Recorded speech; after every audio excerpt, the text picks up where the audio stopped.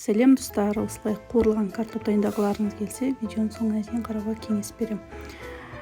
Жай ғана қуырылған балық емес, бұл жерде көріп тұрғандарыңыздай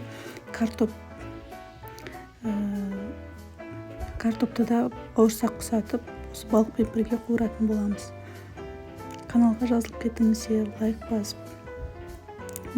Мен 2-3 сағатқа балықты осылай тұздап қойғанбыз, уыттап. Енді осылай ұнға бұлғап, қызып тұрған майымызға салып қуыратын боламыз. Әрине тазаланған балық, тұздалған, тұзын татымына қарай өздеріңіз саласыздар дәмдеуіштерді. Көріп отырғандарыңыздай қызып тұрған майға ұнға бұлғап балықты салған кезде пышылдайды, себебі балық сулы болғандықтан.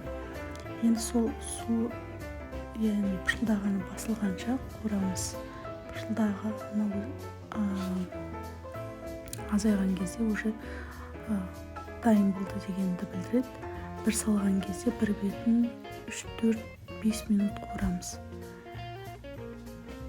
Көріп отырғандарыңыздай осылай қуырып аламыз. Біздің қуырып атқан балық карас. Әдеттегідей осы процесс алмасып отырады.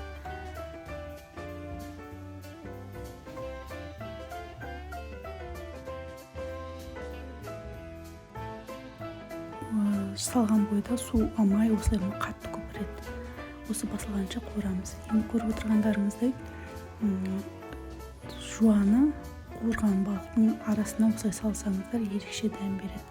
Яғни дөңгелек қылып кесіп алып, енді көріп отырғандарыңыздай балықтың бос жерлеріне жаңа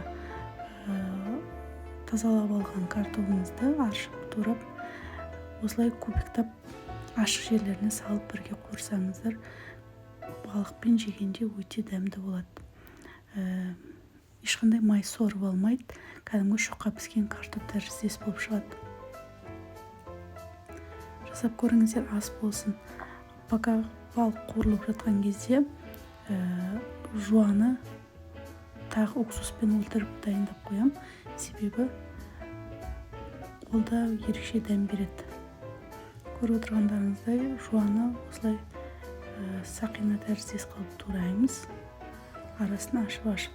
Міне көріп отырғандарыңыздай жаңа салынған картоп бауырсақ сияқты әп-әдемі болып қуырылып шықты. Енді көріп отырғандарыңыздай жаңа дайындаған тұзға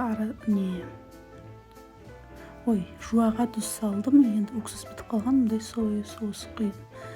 Яғни жуаның ашуын алу үшін.